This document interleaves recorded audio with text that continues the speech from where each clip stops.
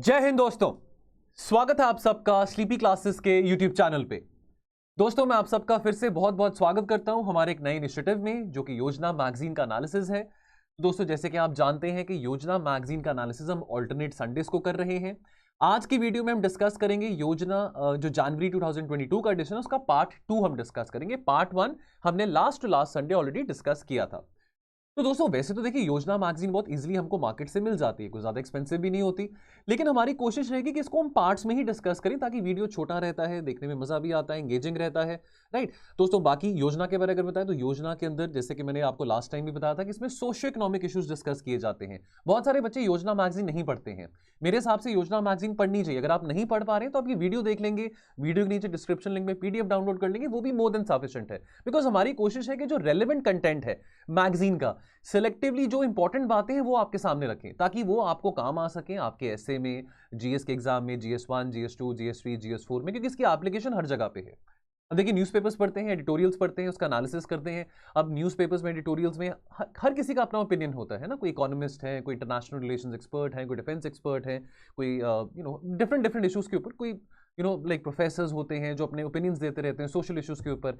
अब यहाँ पे योजना मैगजीन एक सरकारी मैगजीन है। This is released by the information and broadcasting ministry. अब इसमें सरकार का व्यू होता है, सरकार की योजनाओं के बारे में यहाँ पे मेंशन किया जाता है। तो बहुत जरूरी है कि देखिए जहां पे हम एडिटोरियल्स पढ़ रहे हैं, थोड़ा कंस्ट्रक्टिव क्रिटिसिज्म को हमको एडिटोरियल्स में से भी मिल रहा है, साथ के साथ जो अच्छी बातें हैं, जो सरकार द्वारा की गई बातें हैं, जो सरकार द्वारा चलाई गई योजनाएं हैं, वो भी हम थोड़ा पढ़ लें तो उससे हमको थोड़ा एक बैलेंस्ड पिक्चर मिल जाती है और अपने आंसर्स में एक बैलेंस्ड ओपिनियन लिख सकते हैं। तो हैविंग सेड दैट दोस्तों, आज की डिस्कशन हम शुरू करते हैं। तो आज के हम इस एडिशन में 3 टॉपिक्स डिस्कस करेंगे। पिछले एडिशन में हमने 4 टॉपिक्स डिस्कस किए थे। तो दोस्तों हम शुरू करें तो इंडियन आर्म्ड फोर्सेस के बारे। देखिए हम अपनी आर्मी की बात करें, अपनी नेवी की बात करें, अपनी एयरफोर्स की बात करें, we are one of the largest army across the world. हमारी आर्मी बहुत प्रोफेशनल है, बहुत कॉम्पिटेंट है। इतनी लड़ाइयाँ शायद चाइना की आर्मी नहीं लड़ी होंगी जितनी लड़ाइयाँ हमने लड़ी हैं। राइट, तो अगर हम बात करें हमारे आर्म्ड फोर्सेस के चैलेंजेस की, देखिए अभी हम नए नए आज़ाद हुए थे जब हमारी पहली लड़ाई पाकिस्तान के साथ हुई for the war of Kashmir. तो पाकिस्तान की army along with the tribals, along with the Pathans in Pakistan, they came, they invaded what is now called as POK, the Pakistan occupied Kashmir. Right, अब बहुत टेंशन सी उस टाइम पे, बिकॉज देखिए जब हम नए नए आज़ाद हुए थे हमारे पास ना ज़्यादा फंड्स थे, हमको कितने सारे प्रॉब्लम्स के साथ डील करना पड़ा था, पावर्टी, हंगर, इतना सारा हमको मर्जर करना था बिकॉज बहुत सारी प्रिंसली स्टेट्स थी which had to be merged into the union of India. तो were many challenges which we had to face, and just after 2 months of independence this incident happened, the first war with Pakistan. अब हमारे पास ज़्यादा budgetary allowances नहीं थे, इतनी ज़्यादा हमारे पास अभी कैपेसिटी नहीं थी कि हम अपनी आर्मी को ज़्यादा मॉडर्नाइज कर सकें, ज़्यादा हम बेटर इक्विपमेंट्स यूज़ कर सकें। ठीक है, और इसी दौरान अगर हम फर्स्ट फेज़ की बात करें तो दूसरी जो लड़ाई हमारी बहुत मेजर लड़ाई हुई थी वो 1962 में हुई थी between India and China. Right, अब देखिए चाइना आज भी इस बात को मानने को तैयार नहीं है। उनके हिसाब से तो जो LAC, तो चाहे पाकिस्तान है चाहे चाइना है, तो we living in a very volatile neighbourhood, हम न्यूक्लियर आर्म्ड नेबरहुड में रह रहे हैं। तो बहुत जरूरी है कि अपनी डिफेंस कैपेसिटीज को, अपनी डिफेंस कैपेबिलिटीज को हम स्ट्रेंथन करें with time. Right, because it's a very tense atmosphere across the reason.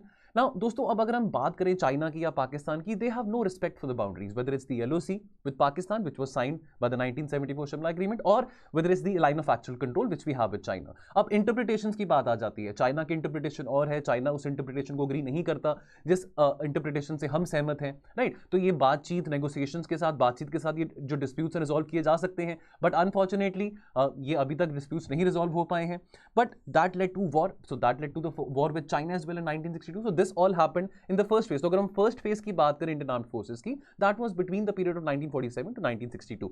Right, अब इंडिया चाइना की लड़ाई की बात करें तो इंडिया चाइना की लड़ाई में इंडियन एयरफोर्स का इतना ज़्यादा डिप्लॉयमेंट नहीं किया गया था during the war in any offensive role, thereby negating the advantage that could have been created. Because अगर हम इंस्टीट्यूशनल कैपेसिटीज़ की बात करें, चाहे इंडियन एयरफोर्स की बात करें, चाहे इंडियन आर्मी की बात करें, नेवी की बात करें, हम इतने इंस्टीट्यूशनली स्ट्रेंथन नहीं थे। देखिए अब अगर हम बात करें पाकिस्तान की, तो पाकिस्तान तो अगर हम 1947 से 1962 का पीरियड की बात करें तो Pakistan was very close with America. We chose to remain non aligned, that भाई हम अपने इंटरेस्ट के हिसाब से अमेरिका के साथ भी अलाइन कर सकते हैं, USSR के साथ भी अलाइन कर सकते हैं, दैट हम किसी के साथ परमानेंटली अलाइन नहीं करेंगे, हम किसी परमानेंट ब्लॉक में नहीं आएंगे, ना हम सोवियत ब्लॉक में आएंगे, ना हम अमेरिका के ब्लॉक में आएंगे। लेकिन पाकिस्तान की नज़दीकियां काफ़ी थी अमेरिका के साथ, जिसके चलते पाकिस्तान की जो डिफेंस कैपेबिलिटीज थी, जो मिलिट्री कैपेबिलिटीज थी, हमसे कई गुना ज़्यादा बेटर थी। नाउ अगर हम फर्स्ट फेज की बात करें अपने इंडियन आर्मी की, now we had very inadequate weapons, now we want, हमारे पास इतना, हमारी जो मिलिट्री कैपेसिटी थी स्ट्रेंथन नहीं थी। फेज 2 की बात करें तो फेज 2 यानी कि देखिए फेज 2 में यानी कि the period between after 1962 till the early 1980s. तो after the war with China, so after the war with China, we realized that we need to increase the strength of our army personnel. So the period after the 1962 war, it saw the size of the army increase from round about 5,50,000 troops to round about 8.5 lakh troops. But over time it witnessed structural training and doctrinal shifts. देखिए दोस्तों 1962 के बाद का जो period बात करें 1962 से लेकर 1970 तक का पॉलिटिकल वैक्यूम भी बहुत क्रिएट हो गया था. देखिए पहले जवाहरलाल नेहरू जी की डेथ हुई, ठीक है, बाद में लाल बहादुर शास्त्री की डेथ हुई, 1965 में हमारी पाकिस्तान के साथ भी लड़ाई हुई थी, ठीक है. Now there was a political void after the death of prime minister Nehru in 1964 और पाकिस्तान ने बहुत कोशिश करी इस वॉइड को मैनिपुलेट करने की. हम चाइना के साथ हमारी लड़ाई हुई थी, उस लड़ाई को भी मैनिपुलेट करने की कोशिश करी. उनको लगा कि इंडिया भी डिफीट हुआ है, इसको यहाँ पे मैनिपुलेट किया जा सकता है. There was a political void after the death, उसको भी मैनिपुलेट करने की कोशिश करी, ठीक है. So that war happened in 1965. उसके बाद अगर हम आगे बढ़ के दोस्तों 1971 में, तो दोस्तों ये जो पीरियड था 1960s का, तो ये पीरियड में पाकिस्तान और चाइना दोनों अमेरिका के साथ काफी क्लोज थे. Now as we move towards the 1970s when Indira Gandhi becomes a prime minister, then we realise that we need to make a strategic shift, we need to ally with USSR. तो हम 1971 की लड़ाई में देखते हैं कि हमारा जो अलायंस है वो यूएसएसआर के साथ ज्यादा होता है. इससे हम अपनी डिफेंस को, अपनी आर्मी को, अपनी नेवी को और ज्यादा स्ट्रेंथन कर पाते हैं, ठीक है. तो 1971 की जो लड़ाई थी again with Pakistan, liberation of Bangladesh हुआ. सो बहुत ही ज्यादा बेइज्जती सहनी पड़ी पाकिस्तान की आर्मी को. The Pakistan army was used as an instrument of repression of the most horrendous nature. अब इस लड़ाई के बाद हमने ये भी देखा कि बहुत सारा एक रेफ्यूजी एक्सोडस हुआ, right, from East Pakistan which is now called as Bangladesh. So there were many people, many Bangladeshi Muslims which were entering India. अब देखिए लिंग्विस्टिक बात करें तो the Muslims living in West Bengal और in Assam, they have the same language as the people living in Bangladesh, right. So ये refugee crisis हमको देखना पड़ा. इंडिया की कोशिश रही थी कि कैसे इस रेफ्यूजी क्राइसिस को भी पीसफुली और एमिकेबली रिजॉल्व किया जा सकता है, right. And then also I'm sure आपने हिस्ट्री में पढ़ा होगा, the surrender of the 90,000 soldiers, the prisoners of wars from Pakistan was a record of its kind since the time of World War II, and that was very embarrassing for Pakistan. And also after this surrender of the 90,000 prisoners of wars led to the birth of Bangladesh. So this happened on the 16th of December 1971. तो यहाँ पे अगर हम prisoners of wars की बात करें, surrender की बात कर रहे हैं, तो लेफ्टिनेंट जनरल जो पाकिस्तान के थे A.A.K. Niazi, now he signed an instrument of surrender with his counterpart lieutenant general Jagjit Singh Arora, the GOC in command in the Eastern Command on 16 December 1971, and thus was created Bangladesh. The birth of Bangladesh happened. Right, and this was a very very embarrassing situation for the Pakistan army. So अगर हम 1971 की लड़ाई को compare करें from 1947, तो ये जो 24-25 साल का पीरियड था, so we had come a long way, and this also proved the high standards of the armed forces of India. दोस्तों उसके बाद हम बात करते हैं मॉडर्नाइजेशन ऑफ आर्म्ड फोर्सेस की. तो बहुत जरूरी है from every phase two phase, it's very important कि हम कैसे अपनी आर्म्ड फोर्सेस को और ज्यादा मॉडर्नाइज कर सकते हैं, स्ट्रेंथन कर सकते हैं विद बेटर इक्विपमेंट, ठीक है. सो दोस्तों पैशन की तो कमी नहीं है, जज्बा बहुत है हमारे जवानों के पास, लेकिन उनको सोफिस्टिकेटेड वेपन्स होना, उनके पास सोफिस्टिकेटेड हथियार होना, वो भी बहुत जरूरी है, ठीक है. तो ये टाइम टू टाइम ये जो नीड थी रियलाइज हम करते गए, right. There was a need for mobile fast paced warfare on land with the ability which can undertake deep strikes in the open terrain of the deserts. देखिए हम अपने अगर नेबर्स की बात करें, चाइना है, पाकिस्तान है, म्यांमार है, बांग्लादेश है, so we have security concerns with everyone. हमारे बॉर्डर्स बहुत लंबे हैं, बहुत पोरस हैं, बहुत सारा इलीगल ड्रग ट्रेड होता है, ह्यूमन स्मगलिंग होता है, नार्कोटिक ट्रेड होता है, इलीगल वेपन ट्रेड होता है. So we have concerns, and obviously this is not only concerning for the external security but also for the internal security. हम north east insurgency की बात करें, पंजाब में जो प्रॉब्लम रही थी 80s में उसकी बात करें, so our army had to deal with many issues. Right. So the modernization of the armed forces was also accompanied by a willingness to venture beyond India's border. कि कैसे हम नेट सिक्योरिटी प्रोवाइडर अपने neighbourhood region में भी बन सकते हैं. कहाँ एक टाइम था 1947 में जब हमारी आर्मी की कैपेसिटी में ज़्यादा स्ट्रेंथन नहीं थी, और अब अगर हम 1980s के टुवर्ड्स आते हैं, तो अगर हम 1988 की बात करें, 1987 की बात करें, जब राजीव गांधी प्राइम मिनिस्टर थे, तो उन्होंने इंडियन पीस कीपिंग फोर्सेज भेजी थी श्रीलंका में. Sri Lanka itself was facing a civil war, वहाँ पे बहुत सारा जेनोसाइड हो रहा था, ठीक है. The war between the Sri Lankan army and the LTTE. So we reached out to the Sri Lankan army as well. So there was this very famous Operation Cactus which happened in the Maldives in 1988. वहाँ पे भी हमारे जवानों को भेजा गया था. तो मतलब बात यहाँ पे समझने वाली ये है कि कोशिश हमारी ये थी कि हम अपने बाउंड्रीज को, अपने बॉर्डर्स को, अपनी इंटरनल और अपनी एक्सटर्नल सिक्योरिटी में तो हम सक्षम बन ही रहे हैं, कैसे हम अपने नेबरिंग कंट्रीज को भी हेल्प प्रोवाइड कर सकते हैं. इससे जो हमारा क्लाउड है हमारे नेबरहुड रीजन में वो और इंप्रूव होगा, बढ़ेगा. फेज 3 की बात करें तो यहाँ पे दोस्तों जो K2 स्ट्रैटेजी आ जाती है, तब जियाउल हक प्रेसिडेंट थे पाकिस्तान के, तो जो प्रॉब्लम जो इंसर्जेंसी हमने कश्मीर में देखी या हमने पंजाब में देखी, the Khalistan issue which happened in Punjab in the early 1980s, now the involvement of Pakistan became more pronounced in Kashmir. So this is the decade from the early 1980s to the late the decade between 1980 to 1990. Now, the involvement of Pakistan became very pronounced in Kashmir as terrorism emerged as the primary instrument in the low-intensity hybrid war against India. तो कोशिश पाकिस्तान की army की बार बार थी कि कैसे कश्मीर को हम capture कर सकते हैं. देखिए आर्मी तो उनकी फेल हो चुकी थी पाकिस्तान की, तो उनकी हमेशा से कोशिश रही कि कैसे नॉन स्टेट एक्टर्स को यूज करके, टेरर ऑर्गेनाइजेशन को यूज करके, टेररिस्ट को यूज करके, कैसे एंटी इंडिया सेंटिमेंट जनरेट करके, ठीक है, बाय जैसे अब खालिस्तान का इशू जनरेट किया था अर्ली 1980s में, या जो कश्मीर को डिस्टेबलाइज करने की कोशिश की गई थी, या जो टैक्टिकल अंडरस्टैंडिंग है between the Maoist, between the Naxals and the north east insurgents with the Pakistan army of the Chinese army, तो कैसे कोशिश की जाती है कि इंडिया को इंटरनली कैसे डिस्टर्ब करना है. तो this demands a lot of strengthening for the army. This demands कि हमारी जो आर्मी है, हमारी जो नेवी है, हमारे जो एयरफोर्स है, वो सोफिस्टिकेटेड वेपन्स यूज करें, राइट. अब इसी दौरान जो स्ट्रैटेजी थी आर्मी की, अगर हम 80s की बात करें तो स्ट्रैटेजीज थी कि भाई ठीक है हमने टेररिस्ट को न्यूट्रलाइज करना है, ठीक है भाई हमने जो आतंकवादी उनको मारना भी है, लेकिन साथ के साथ हमको कम्युनिटी पार्टिसिपेशन भी बहुत ज्यादा करनी है कि कैसे आर्मी अपना एक सॉफ्ट अप्रोच, एक सॉफ्ट साइड भी दिखा सकती है. तो स्ट्रैटेजी बनी यहाँ पे winning the hearts and the minds of the people. That became very important कि कैसे हम एक पीपल सेंट्रिक अप्रोच यूज करके हम अपनी आर्मी को भी और स्ट्रेंथन कर सकते हैं, कॉन्फिडेंस बिल्डिंग मेजर्स और बढ़ा सकते हैं, खास करके हम कश्मीर की बात करें, पंजाब की बात करें in the 80s, right. So it was very challenging, it was a very challenging situation for the Indian army in the decade of 80s. Kargil की बात करें दोस्तों, तो कारगिल जो 1999 में लड़ाई हुई थी इंडिया पाकिस्तान के बीच में, राइट. देखिए अब यहाँ पे भी इंडियन आर्मी ने अपनी कॉम्पिटेंसी प्रूव करके दिखाई, कितना हाईएस्ट बैटलफील्ड है कारगिल की अगर हम बात करें, लेकिन हमने वो ऊंचाइयां हमने कैप्चर करी, हमने पाकिस्तान की आर्मी को डिफीट किया. लेकिन दोस्तों यहाँ पे एक और बात जो समझने वाली है, चलो हमने आर्मी के साथ साथ यहाँ पे हमको टैक्टिकल सपोर्ट इंडियन एयरफोर्स का भी मिला, लेकिन दोस्तों यहाँ पे कारगिल के एक्सपीरियंस से ये भी एक सवाल उठा कि चलो हम आर्मी को तो स्ट्रेंथन कर रहे हैं, हम वेपन्स, देखिए हम बहुत सारे वेपन्स इंपोर्ट करते हैं आज के टाइम पे, रशिया से तो हम खैर बहुत टाइम से करते ही आ रहे हैं, रशिया हो, इजराइल हो, अमेरिका हो, लेकिन बहुत जरूरी कि हम अपनी इंटेलिजेंस गैदरिंग को कितना ज्यादा स्ट्रेंथन कर सकते हैं. ठीक है, अब जब 2008 में जब ताज टेरर अटैक हुआ 26 नवंबर को, तो उसके बाद भी इस बात की रियलाइजेशन हुई कि हमको अपनी इंटेलिजेंस गैदरिंग, जो इंटेलिजेंस अपैरेटस है, उसको बहुत स्ट्रेंथन करने की जरूरत है. तो ये दोनों चीजें साथ के साथ सिंक में चले तो ज्यादा बेहतर है. फेज 4 की बात करें दोस्तों, तो फेज 4 यानी कि वो वाला फेज जो 2014 के बाद हम देख रहे हैं, राइट. तो अब जैसे हम सर्जिकल स्ट्राइक्स की बात करें, उरी की बात करें, पुलवामा टेरर अटैक्स की बात करें, तो अब देखिए पहले 2014 से पहले अक्सर देखा जाता था कि जो लीडर्स थे, जब भी कोई ऐसा घातक अटैक किया जाता था हमारे जवानों पे, तो सिर्फ ये बात कही जाती थी कि हम कड़ी से कड़ी निंदा करते हैं. लेकिन अब हम रिटेलिएट बैक कर रहे हैं, हम ऑफेंसिव डिफेंस की बात करते हैं, घर में घुस के मारने की बात करते हैं, सर्जिकल स्ट्राइक्स की बात करते हैं. तो ये एक चेंज इन शिफ्ट हमने देखा. A proactive approach after 2014 was adopted to enhance the budget for all the three wings of the Indian Armed Forces. तो आर्मी की बात करें, नेवी की बात करें, एयरफोर्स की बात करें, उसके बाद बहुत जरूरी है कि हम मैरीटाइम सिक्योरिटी को भी स्ट्रेंथन करें. अब हम चाइना की नेवल डोमिनेंस देख रहे हैं, खास करके इंडो पैसिफिक रीजन में, तो बहुत जरूरी है कि हम भी, अब चलो नेट सिक्योरिटी प्रोवाइडर, अगर नेबरहुड रीजन में एक बात आती है, net security provider in the Indo Pacific region की भी हम बात करते हैं कि India has the aspiration to become the net security provider in the Indo Pacific region also. तो बहुत जरूरी है कि दैट डिमांड्स कि हम अपनी नेवल, जो हमारी नेवी है, उसको और ज्यादा स्ट्रेंथन करें.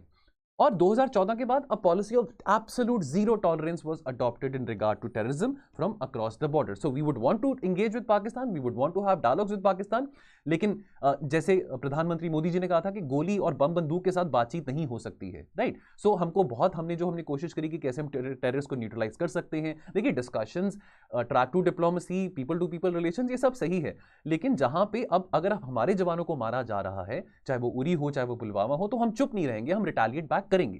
ठीक है, सो वी सॉ दैट जो उरी पे टेरर अटैक हुआ था, लाइक जो हमारे जवानों को उरी पे मारा गया था, so we retaliated back the surgical strikes which happened across the LOC, right. Similarly to 2019 की बात करें तो 14 फरवरी 2019 को जो पुलवामा में जो अटैक हुआ था, जो सुसाइड बॉम्बिंग हुई थी, जहां पे हमारे सीआरपीएफ ट्रूपर्स मारे गए थे, तो उसका जवाब हमने जो टेररिस्ट टारगेट्स को अटैक करके किया था हमारी इंडियन एयरफोर्स ने in Balakot. So the point is कि कैसे हम अब एक ऑफेंसिव डिफेंसिव की एरा के टुवर्ड्स जा रहे हैं, कि कैसे अब हम चुप नहीं रहेंगे, हम अटैक करेंगे, रिटेलिएट करेंगे. सो अगर हम 1947 से लेकर 2022 तक के सफर की बात करें, इन 75 ईयर्स की बात करें, so our army has come a long way. तो what is the way forward? अब आज के टाइम पे दोस्तों बात की जा रही है इंडिजनाइजेशन ऑफ द डिफेंस, कि कैसे अब आज की इकोसिस्टम को, देखिए हम बात करते हैं मेक इन इंडिया की, बात करते हैं मैन्युफैक्चरिंग सेक्टर को बढ़ाने की, तो बहुत जरूरी है कि हम अपने डिफेंस सेक्टर को भी और इंडिजनाइज करें।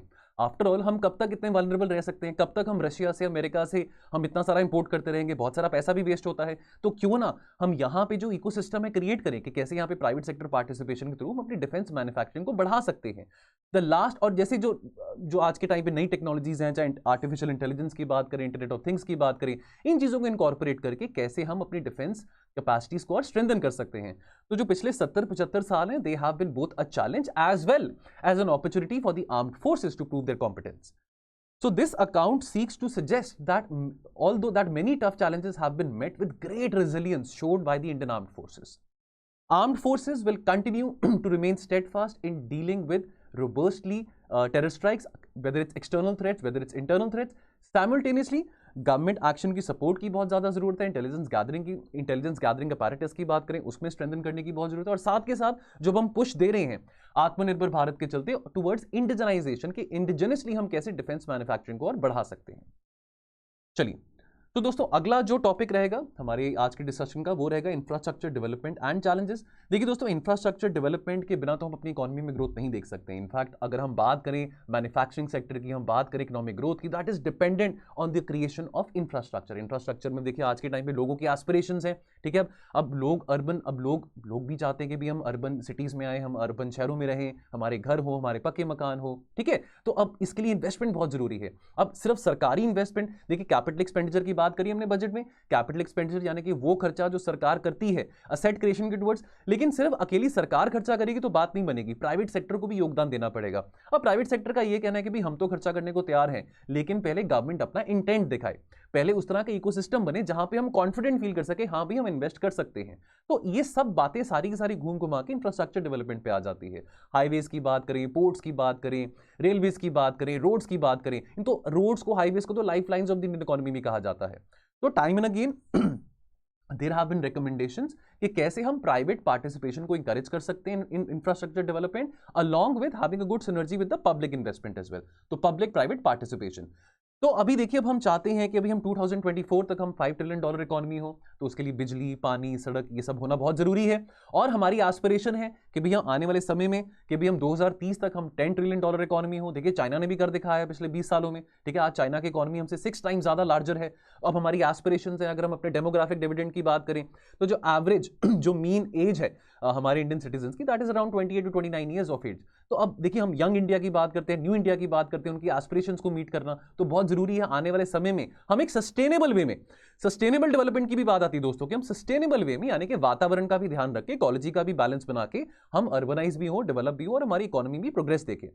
तो अगर हम बात करें सेंसस 2011 की, तो India's population, urban population was around about 38 crore. Now this is projected to grow to around about 60 crore by 2030। अब इसके इस टारगेट को मीट करने के लिए जैसे जैसे लोगों के पास पैसा आएगा, एम्प्लॉयमेंट अपॉर्चुनिटीज बढ़ेंगी, वैसे वैसे उनकी एस्पिरेशंस बढ़ेंगी। हम ये नहीं चाहेंगे कि आने वाले समय में, देखिए हम दो बातें, आने वाले समय में हम चाहेंगे कि एग्रीकल्चर प्रॉफिटेबल ऑप्शन रहे, प्रॉफिटेबल एक ऑक्यूपेशन रहे, लेकिन ज्यादा डिपेंडेंसी एग्रीकल्चर पे ना हो, ठीक है, नॉन फार्म जॉब्स क्रिएट हो। तो उसके लिए इंफ्रास्ट्रक्चर को पुश देना बहुत बहुत ज्यादा जरूरी है। अर्बनाइजेशन जो है, this has become a very important and irreversible process in India. तो it is a very very important determinant of the national economic growth and poverty reduction.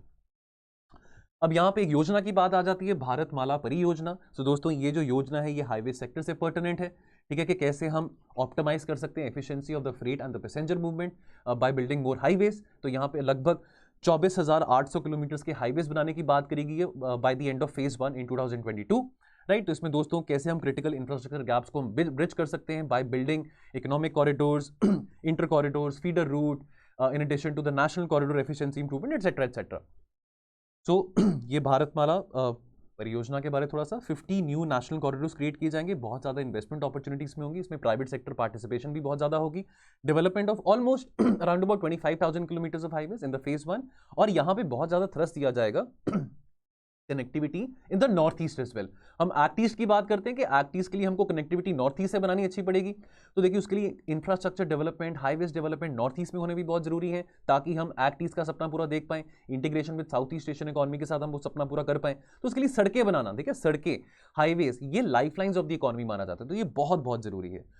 तो कंक्लूजन क्या निकलता है? कंक्लूजन ये है कि जो क्वालिटी ऑफ इंफ्रास्ट्रक्चर डेवलपमेंट है इंडिया में, इसको बहुत ज्यादा अटेंशन की जरूरत है, बहुत ज्यादा प्रायोरिटी की जरूरत है, अगर तो हम आने वाले समय में अपनी इकोनॉमिक ग्रोथ को रियलाइज कर सकते हैं। ठीक है, इंडस्ट्रियल ग्रोथ तब तक नहीं होगी जब तक इंफ्रास्ट्रक्चर डेवलपमेंट नहीं होगा।